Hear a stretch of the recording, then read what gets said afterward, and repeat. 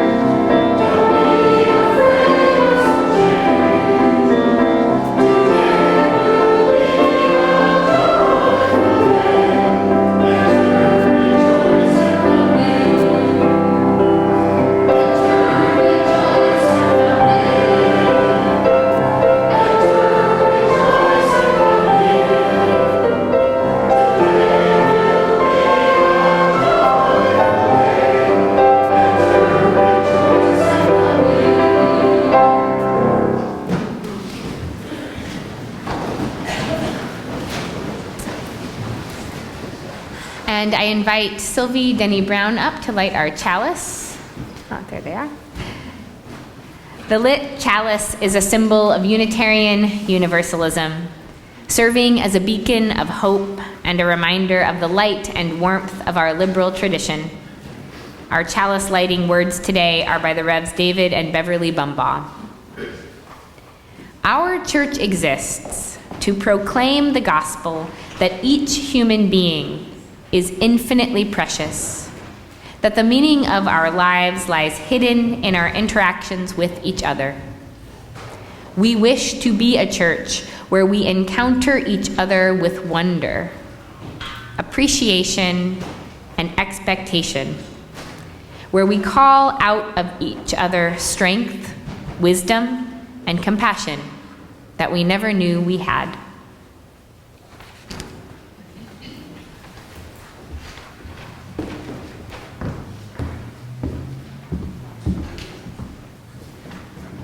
So welcome to First Parish in Bedford, a Unitarian Universalist congregation where people have been gathering for almost 300 years to further the spirit of liberal religion.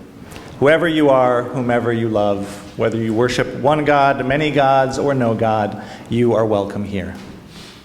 I want to give a special welcome to our visitors this morning in person and on Zoom. We are so glad you are with us today. Here in the sanctuary, you are invited to fill out one of the blue connection cards you'll find at the end of the pews, so we can add you to our newsletter and stay in touch. You can give the blue card to an usher or leave it at the welcome desk. After the service, we hope you will stop by the welcome table and say hello. If you haven't already, you can sign up there for a name tag or the newsletter, and someone will be more than happy to answer any questions you might have about our church. In Zoom, we will put a link to the chat to a form that you can fill out as your virtual blue connection card.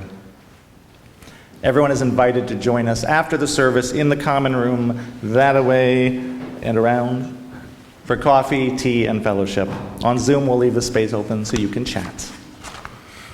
We have some announcements this morning. First, I want to give a big thank you to our music director, Brad Connor over there, the music committee,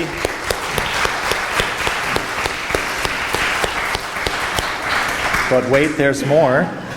Buffy and Dean Groves, and of course Bob and Fran Tyler for putting on the jazz brunch yesterday in honor of the Tylers. We had a great turnout. The food and music was fabulous, and it was so wonderful to honor the Tylers for all the beautiful, beautiful music and everything else they've shared with First Parish over many years. So thank you so much to everyone who was a part of that celebration.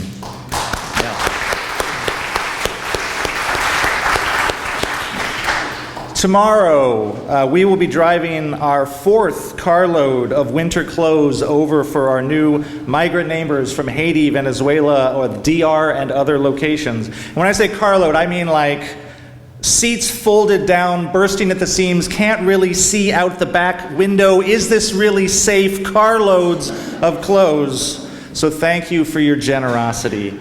The sorting and distributing events are the first week of October. I'll watch your Paris Biz email list for more details, or email me. My email is on our website. The Haunted House is coming soon, and the Haunted House needs you. You can sign up to volunteer at the Haunted House table during coffee hour. One thing we do need is dancers for our Wednesday Addams-inspired musical number, especially older teenagers. If you know any dancers who might be interested, pass that along. If that is you, there is a dance rehearsal after the service today at 11:30. And I don't know where that is exactly, so someone shout it out if you know where the dance rehearsal is. I think it's here in the sanctuary. Here in the sanctuary. Awesome. Here in the sanctuary. Okay. If you haven't started yet, you can still sign up. You can still just show up. Any parents of you, please show up so that I have a couple updates to give you. Awesome. Join us 11:30, dance rehearsal in the sanctuary. And finally, kids and adults of all ages are invited to enjoy a wonderful Ukrainian arts and crafts activity, also at 11:30 a.m. this morning. This is upstairs in room 204. So the curator of the Ukrainian art exhibit, Natalie Proskura, will show us how to make beautiful designs using Vitninanki, which is a traditional Ukrainian paper cutting art. Supplies will be provided, including safe scissors for kids. This activity is in room 204. And now I would like to invite Renu Bostwick of our Environmental Justice Committee up for a special announcement.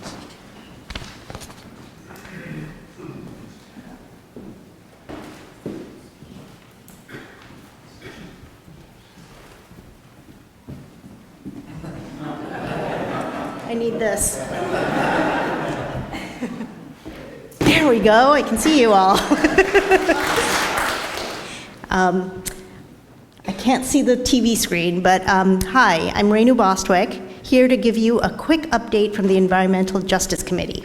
While I'm speaking, you'll be seeing photos, I hope, from a couple of weekends ago of the March to End Fossil Fuels, both in New York City and in Bedford. Thank you to the Zoom Tech team for putting that up there. A couple of weeks ago, several First Parish members went to New York City for the day to join in on asking President Biden to declare a climate emergency during the UN Climate Summit Week. Brown Pulliam, Dorothy Anderson-Perales, Dan Bostwick, and I went. We were happy to meet up with longtime Bedford First Parish member Diane Martin there. It was a rousing day in New York City with an estimated 75,000 people attending, ending with hearing Representative Alexandria Ocasio-Cortez speak. The Solidarity Rally, organized by Marjorie Romer and Bedford Third Act, happened right here in Bedford and drew a large crowd with many of you attending too. Today, we had a climate cafe before the service where we talked about the specialized energy code which encourages all electric new construction. The Environmental Justice Committee has a goal of promoting green infrastructure in Bedford and surrounding communities. About 21 towns in Massachusetts, representing over 22% of the state's population, have already adopted the specialized energy code. If you're a Bedford resident and can vote, you can vote on it at special town meeting on November 6th. It's Article 15. Tomorrow, you will have an opportunity to join in on a rally at the Massachusetts State House in Boston at 11 a.m. Many of you are aware of the effort to stop private jet expansion at Hanscom or anywhere. The climate impact of the increased private jet traffic expected with this project is mind-blowing.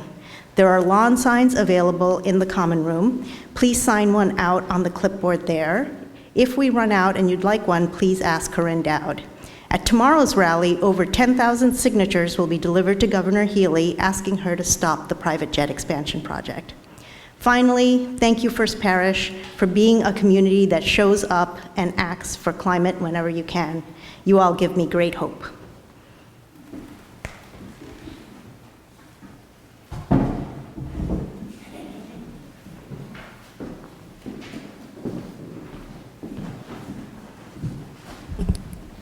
Thank you so much, Renu. Those are our announcements for today, so now I invite you to rise in body or spirit and join in saying our unison affirmation that we say every Sunday. The words are in your bulletin. Love is the spirit of this church, and service is its law. This is our great covenant, to dwell together in peace, to seek the truth in love, and to help one another. El amor es el espíritu de esta iglesia, y el servicio es su ley. Este es nuestro gran pacto, vivir juntos en paz, buscar la verdad en espíritu de amor, y ayudarnos los unos a los otros. Please be seated.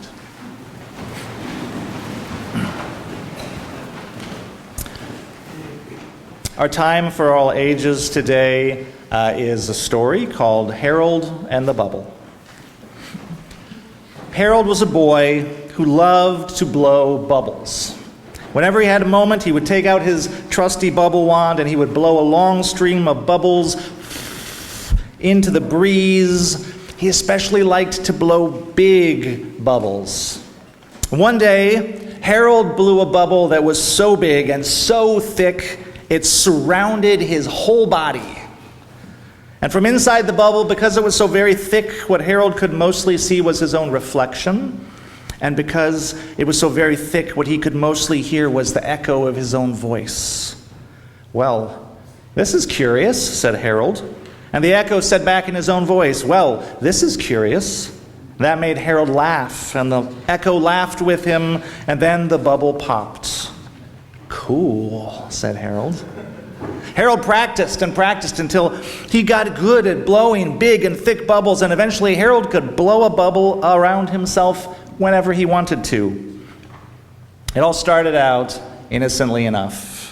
One day, while Harold was reading in his bedroom, it began to storm outside. The sound of the thunder and the flashes of lightning through the bedroom window scared Harold, so he took out his trusty bubble wand, and he blew a big, thick bubble all around himself, and from inside the bubble, he could barely see the lightning, and he couldn't hear the thunder. What he mostly saw was his own reflection, and what he mostly heard was the sound of his own voice.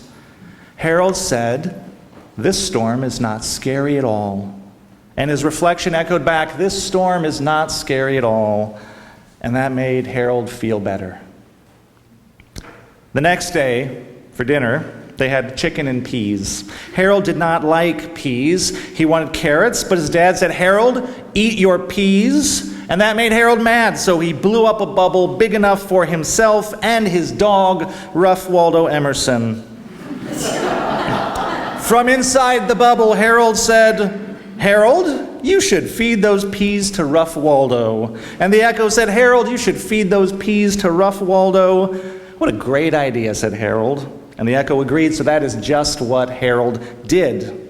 The next day at the playground, Harold was having an argument with Iris. Harold said a whale was the biggest fish in the ocean, but Iris said a whale was not a fish at all. That made Harold mad because he knew that he was right. Iris was saying something about mammals when Harold blew up a big bubble around himself. From inside the bubble, Harold said, "A whale is a great big fish." His echo said back to him, "A whale is a great big fish." "Thank you," said Harold. "I agree." When the bubble popped, Iris had given up and gone off to play on the swings. "I knew I was right," Harold muttered under his breath. Harold got more and more in the habit of blowing bubbles around himself. Whenever someone made him mad or said something that he did not agree with, the bubbles got thicker and thicker, and they lasted longer and longer. Then one day, someone on the playground said Pluto was not really a planet, and Harold got so mad, he blew the biggest, thickest bubble he had ever blown all around himself, and Harold said, "Pluto is too a planet." And the echo said, "Pluto is too a planet." And Harold felt better. He whistled a happy tune inside his bubble, waiting for it to pop. But the bubble did not pop. It was so thick and so strong that it just stayed there with Harold inside. Harold pushed on the bubble. It stretched with his hand, but it did not break.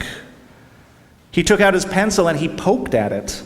The bubble stretched even more, but it did not pop. "I don't like this," said Harold, and the echo agreed.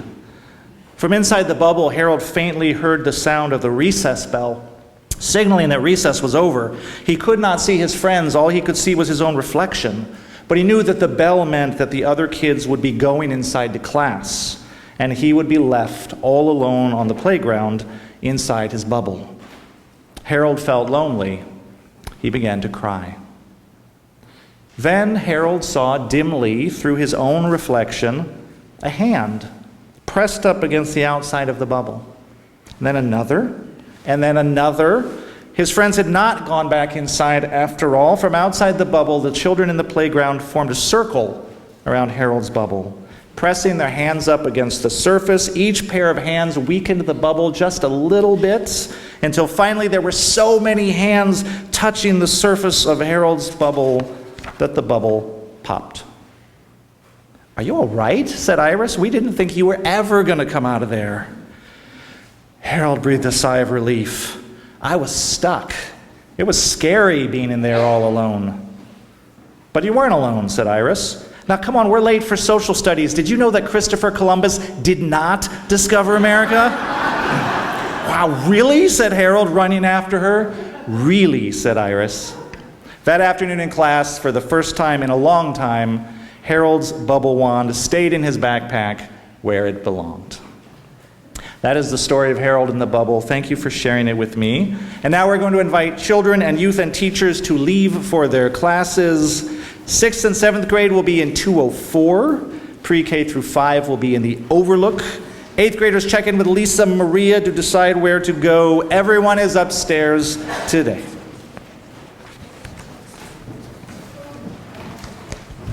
And now we're going to share our joys and concerns as a community.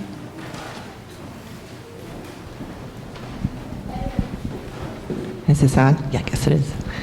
Good morning. My name is Marge Heckman, and I'm a member of the lay pastoral team here at First Parish. During our services, we invite you to come forward if you're in the sanctuary to light a candle of joy or concern. And after those in the sanctuary have shared, we will move to Zoom if there's anyone on Zoom. We ask that you keep your comments to the point and brief, and please tell us your name. Thanks. And I will light one last candle for all those joys and concerns that we keep in our hearts.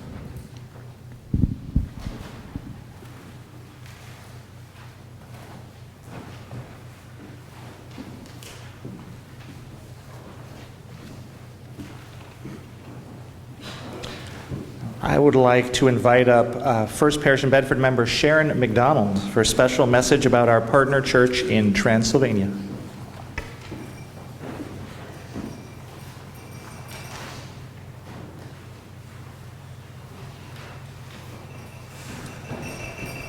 Take it away, Sharon.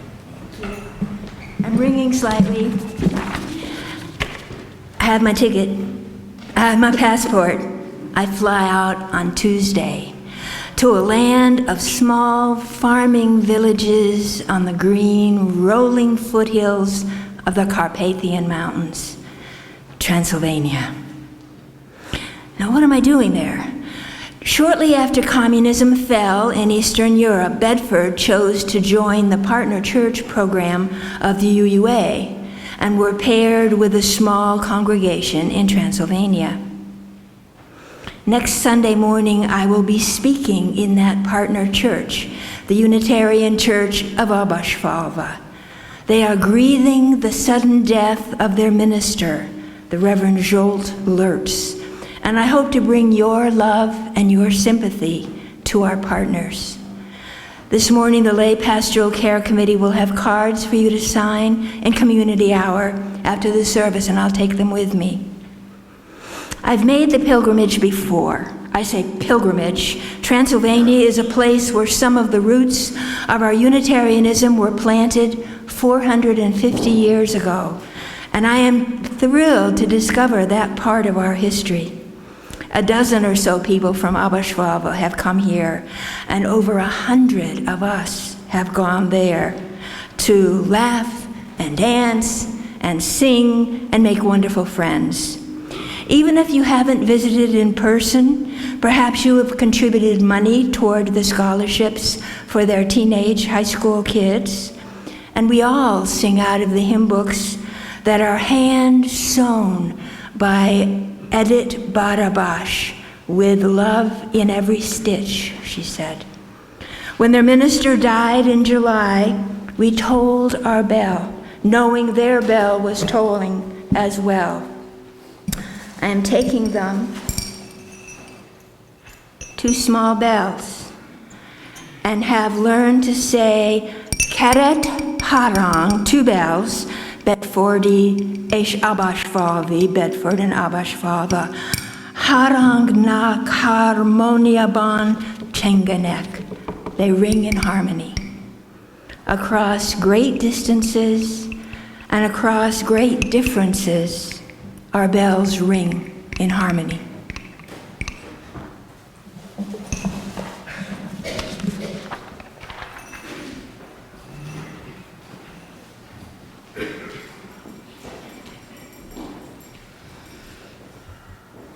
Thank you so much, Sharon. That was just beautiful. I want to also introduce someone who will talk about connecting across distances and differences. I met Fern Remedy Brown this summer. We were connected through a member of First Parish, and Fern came and did a summer presentation about her spiritual and personal journey to becoming very involved with an incredibly rural part of Guatemala.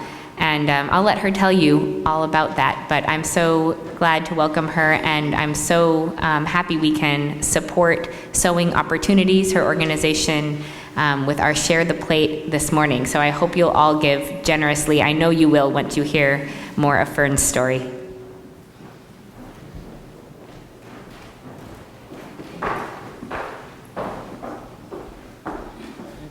Thank you so much for that warm introduction, Reverend Annie, and thank you, Marge, and also Reverend Jamie for having me here. This is actually the third time that I've come here. I was here as part of a crafts fair when we were welcomed in from the green during a torrential rain, and then, as Reverend Annie mentioned, I came in the summer. And each time I feel the warmth of this congregation. It's very beautiful here. So I'm sharing with you my story. We have a nonprofit organization. The name is Sewing Opportunities, as Reverend Annie mentioned. It's a 501c3. And we kind of stumbled upon creating this. My family is composed of myself, my wife Ginny, and our two daughters, Netta and Maya. Maya was adopted at 7 months old from Guatemala, and we didn't know where in Guatemala. But when she was 6 years old, she said, "I want to meet my real mom."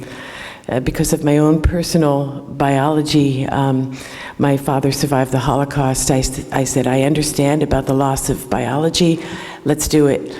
And little did we know that not only would we find that her biological mom was destitute, the entire village was destitute, and then fast forward, we learned that this was in 2015 that we met her, but we learned that the entire region is destitute. And it's so remote that most Guatemalans don't know that it exists. It's a forgotten area of the world. So we wondered what we could possibly do. We decided that it would be unconscionable to do nothing. And it took some time to be able to, through the time of the pandemic, figure out that we could have an agricultural sustainability project.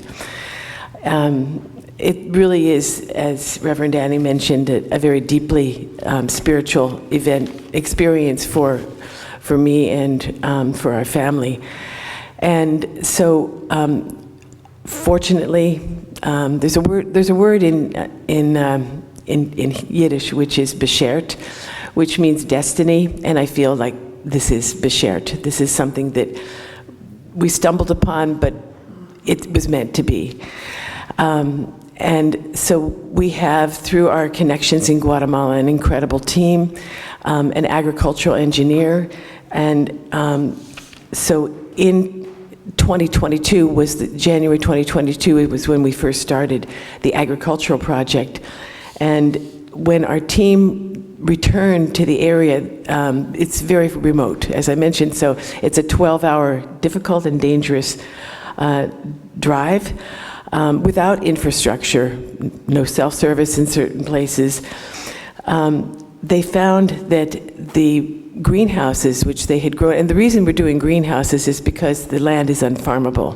The people were relegated during the 36-year genocide in Guatemala, you probably are familiar with, to this region where during this genocide 200,000 mostly Mayan indigenous were killed. And so they don't know how to farm on this land, and it's incredibly rocky and mountainous. So the greenhouses are how they're able to grow. And with this expert agriculture engineer, the produce had grown at an unexpectedly fast rate. Instead of 3 harvests a year that they had expected, they were producing 4. So every 3 months they had a harvest, and that meant that the 30 families in the initial project had harvested nearly 400 pounds, or a total of 6 tons of produce in 2022. So they had food not only to feed their families, but also to sell in the marketplace. So now they have a livelihood as well.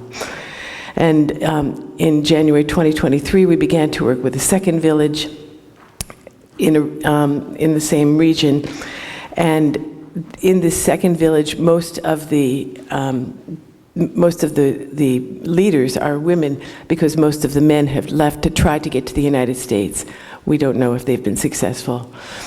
So the women are trying to feed their families, and they are incredibly motivated. Even the photos are just breathtaking. And I mean, I've been there. I've met the people where you can see a woman breastfeeding her baby in one moment and then putting the baby in a sling on the back and then picking up enormous pieces of wood to build a greenhouse. And so it's very inspiring.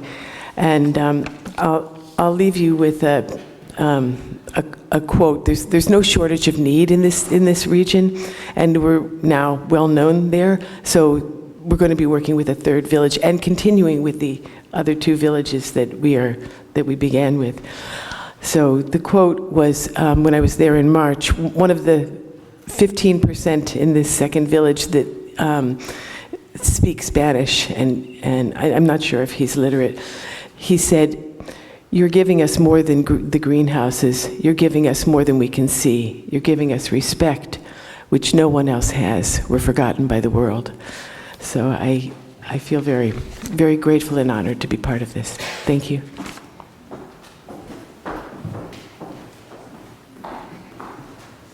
So half of our offering this morning will be shared with sewing opportunities, and you can give obviously here in person with cash, and you can also give online on our website. The information will be posted in the Zoom chat if you would prefer to give that way. And I do encourage you to give generously to this sustainable opportunity for people to grow their own food and make their own livelihood.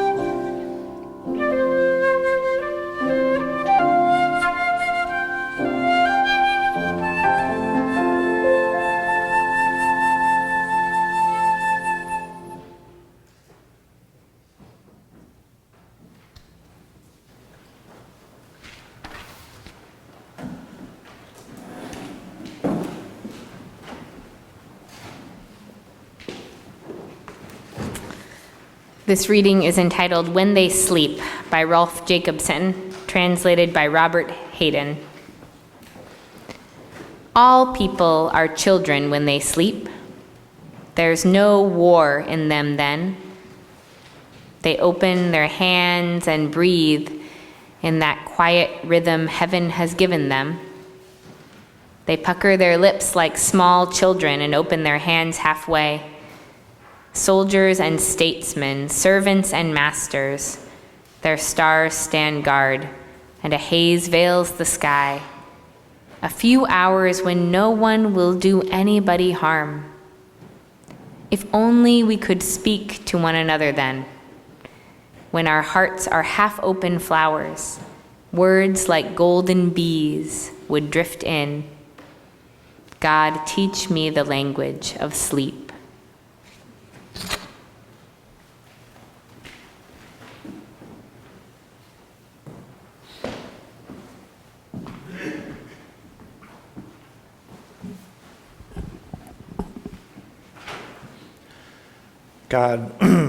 God, teach us the language of sleep. Our hearts know only too well the language of war, the language of suspicion and separateness. If only we could learn the languages of one another's dreams. Our hearts, like half-open flowers, words like golden bees drifting between us.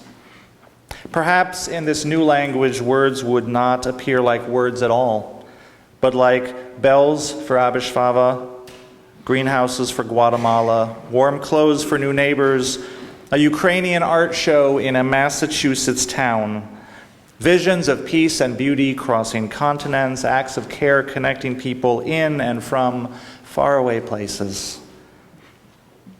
This month we're exploring the value of pluralism. Pluralism, one of 7 proposed core values that would serve as the basis for a new statement of the principles and purposes of the Unitarian Universalist Association, in place of what we now call the 7 principles. Unitarian Universalists will vote on this proposal next year because democracy is how we do things. And so we're talking about them this year, one a month. In September, we began with love, the value proposed as the central unifying value of our faith. We will end with love again in May. The values are intended to be interconnected and interrelated, mutually supporting and reinforcing one another. And I think this service today, from all of the different elements we've experienced so far, all of the different elements mentioned, has already shown this congregation's vision of love and pluralism intertwined, and no more words really need to be said. But what the heck, we're Unitarians. Let's say some words. This is how the new language describes pluralism as a core UU value. Okay, this is the new language of the proposed sort of new covenant. We celebrate that we are all sacred beings, diverse in culture, experience, and theology. We covenant to learn from one another in our free and responsible search for truth and meaning. We embrace our differences and commonalities with love, curiosity, and respect. Read that one more time. Pluralism. We celebrate that we are all sacred beings, diverse in culture, experience, and theology. We covenant to learn from one another in our free and responsible search for truth and meaning. We embrace our differences and commonalities with love, curiosity, and respect. So, right away, I like how this new language pulls together many of the existing 7 principles into one value of pluralism, right? I hear echoes of the inherent worth and dignity of each person, our first principle, that we are all sacred beings. We hear the 3rd principle, acceptance of one another, the 6th principle, building a community of peace, where it says we embrace our commonalities and differences with love and curiosity and respect. And of course, we can hear the 4th principle of a free and responsible search for truth and meaning. But in this new language, something I like very much, it is explicitly stated now that we are searching for truth together, in community. In our search for truth and meaning, it says we covenant to learn from one another. That's why we're here together, after all, because we need each other, because we want to do this in community. Now, Unitarian Universalist churches are theologically diverse spaces, right? Famously so. From the very beginning of our tradition, we have rejected creeds and orthodoxies. We have prized tolerance, freedom of belief, the right of conscience. Really, going back hundreds of years, centuries, to Transylvania and the famous Edict of Torda, the first expression of religious freedom in Europe, promulgated by a Unitarian king. So we have held as a core value that each person has a right to pursue the truth by the light of their own reason, informed by their own experience. Each person has the right to their own unmediated dialogue with that which they consider sacred or divine or of ultimate worth. We have the right to question and challenge and disagree. It's an awesome history. It is a sacred legacy. But framed in this way, the theological diversity that you find in UU churches can almost be seen as like an after effect of the fact that we are all here seeking our own truth as individuals. Right? We start from different places. Maybe one person comes from a Christian background, another is informed by Buddhism, another person is an atheist, still another is practicing Wicca. We end in different places because we're freely pursuing these separate paths. And so it can seem as though freedom is the real value. Pluralism is like a byproduct. I mean, it's interesting, but it's not the point. It's not something we're celebrating in its own right. But a different way of looking at it would be to say that as Unitarian Universalists, we recognize that the truth, any truth, is bigger than any one of our individual understandings of it. We are necessarily finite beings. The universe is vast. Life is complicated. History is, well, history. It's been happening for a long time now. And we only have so much time and space and brain processes to process all of this. And we will only ever encounter the tiniest sliver of what there is to be known. I'm still trying to finish season 1 of Stranger Things. So whatever we understand as the truth, the actual truth will be bigger than that. Right? We each carry our own small piece of the truth. That's what we get. And so in the search for truth and meaning, we need each other. We're each bringing our piece of the puzzle to the table. And so we recognize that I need your piece of the truth to complement my piece of the truth. I need your piece to supplement mine, and sometimes I need yours to challenge mine. In this way, pluralism is not a byproduct of the UU way. It is the UU way. We search for truth and meaning within the context of this pluralistic community because we think our diversity is building something that is richer and wiser, has more depth than anything we could construct alone. Not just our theological diversity, of course, the full spectrum of our diversity that we bring into this space, all of which informs our understanding. The value of pluralism invites us to show up as our authentic self, in the fullness of our being, and then to share from that place. And as we all do this as a community, we grow as a community and as individuals. And we know the modern world, it likes to put us in bubbles. It likes to silo us. And we know that as a society, we are increasingly siloed and increasingly separated. And pluralism breaks us out of those bubbles, as in the story. And the new proposed language names curiosity as one of the most important ways we can do this together. There's a familiar Zen story, perhaps apocryphal. A learned professor journeys many miles to enjoy a private audience with a Zen master so he can learn the wisdom of Zen straight from the greatest teacher. They sit down. The professor asks the Zen master question after question, each question designed to demonstrate his own knowledge and insightfulness as a professor. The Zen master listens patiently for a while and says, "Let's have some tea." They set up the tea. He pours tea into the professor's cup, and when the tea fills up and reaches the brim, he just keeps pouring. Tea spills over the edge. He keeps pouring. The tea runs across the plate, now onto the table. Finally, the professor can't help himself, and he says, "Teacher, no more will go in. The cup is full." And the Zen master says exactly. So it is with you. How can you learn when you are so full of opinions and speculations? First, empty your cup. And how often do we sit down together with one another with our teacups already full to brimming? We have our assumptions about the people we are with, their experiences, their motives, their thoughts and feelings about us, what they're about to say, what they mean by what they say, what they mean by what they are not saying, all kinds of suppositions. We have all the things that we think we know about whatever we're talking about. We have all the things we think we know about the world.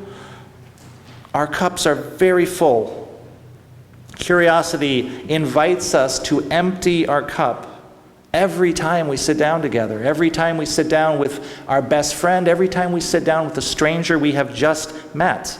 Empty our cup and start again from a place of openness and possibility.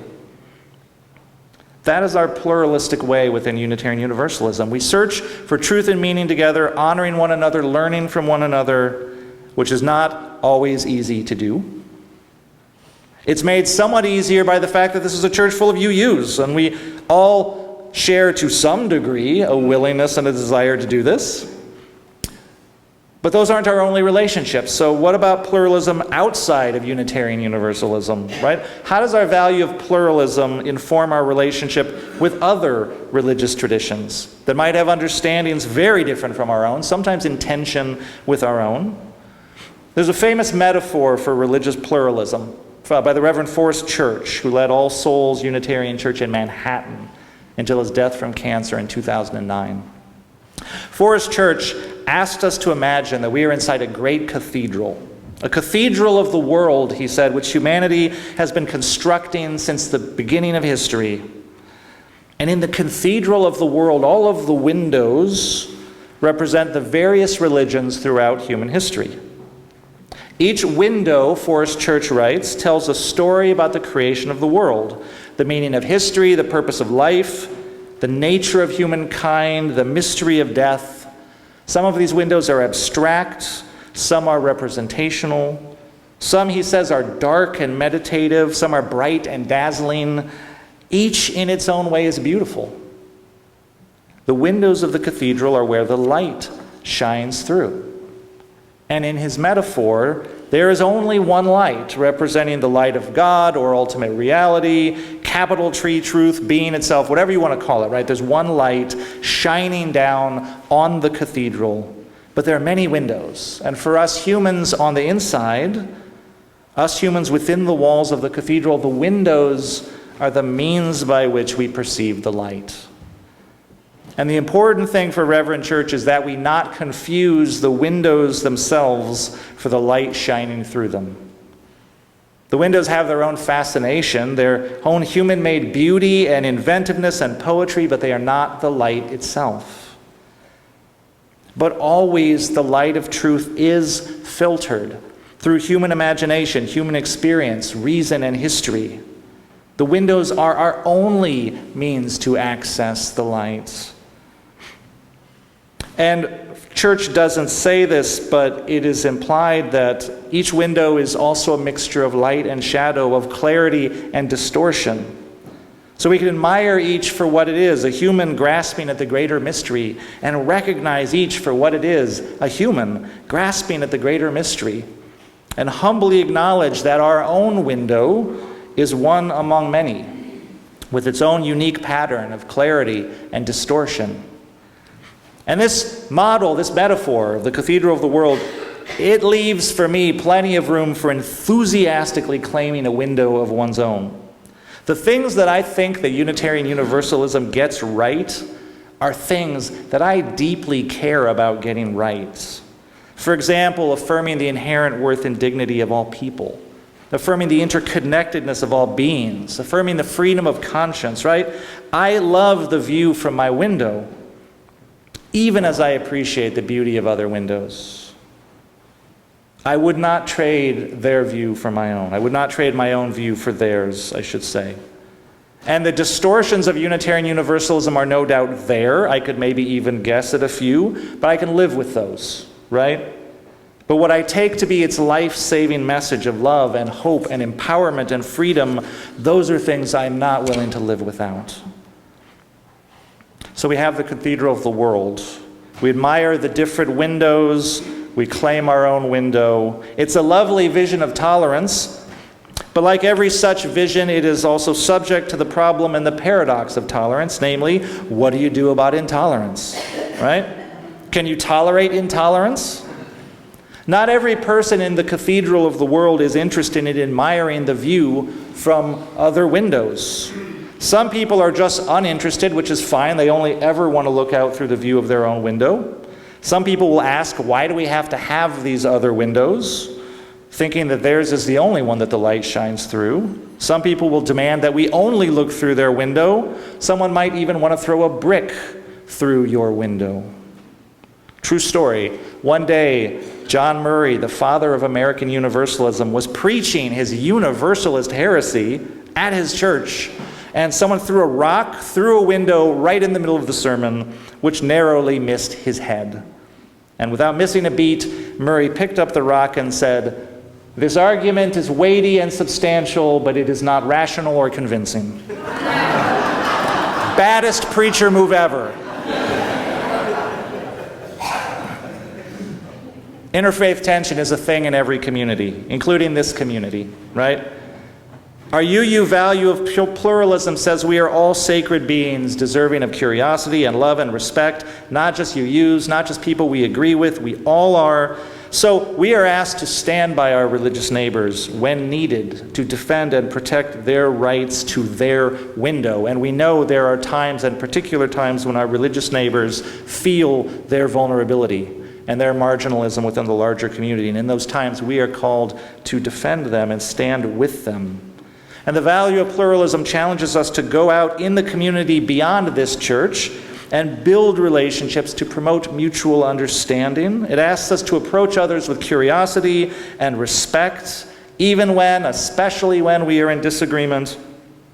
And when there is conflict, as there sometimes will be, we are asked to still be loving and curious and respectful, even as we defend our own values. And when there is intolerance, we are asked to even still be loving and curious and respectful, even as we refuse to tolerate intolerance. It is the same within UU communities. Pluralism can't mean we make space within the community for any and all ideas or behavior. It can't mean that. Pluralism is a value, it is not the only value. For example, it doesn't trump people's right to be safe or to have their worth and dignity respected. Just to give an obvious example, we would not intentionally share racist or sexist or homophobic perspectives from this pulpit in the name of pluralism. But there is certainly a tension there that has to be navigated, right? Because who gets to decide? And as in all things, the community has to do this work together, which is sometimes hard work. And it does that with love and curiosity and respect. And perhaps one day, if we keep doing this, we'll have all learned a new language with no war in it, a language that makes space for everyone's dreams. Or perhaps it won't be one language at all, but we will have many languages from many cultures, but we will be speaking with hearts like half-open flowers, and no one will do anybody harm.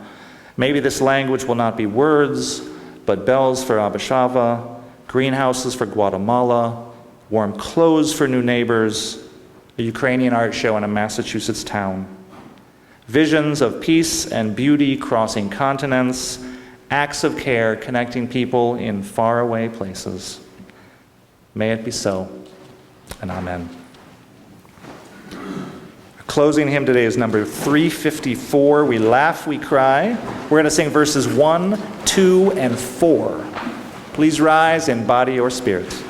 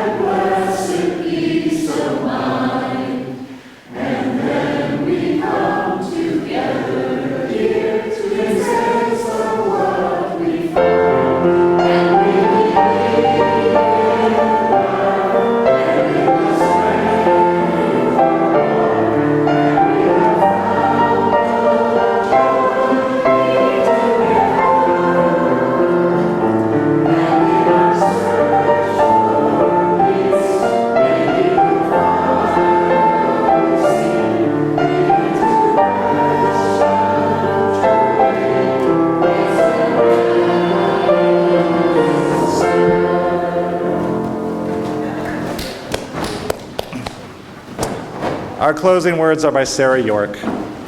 We receive fragments of holiness, glimpses of eternity, brief moments of insight. Let us gather them up for the precious gifts that they are, and renewed by their grace, move boldly into the unknown. Go in peace.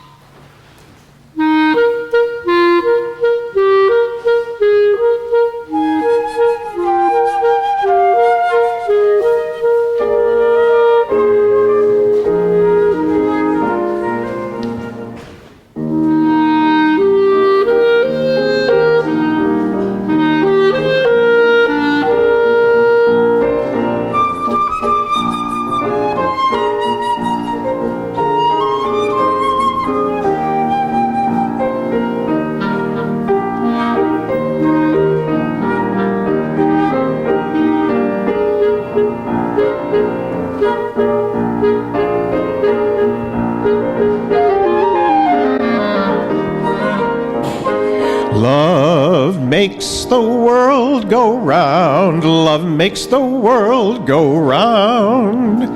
Somebody soon will love you if no one loves you now. High in some silent sky, love sings a silver song, making the earth whirl softly. Love makes the world go round.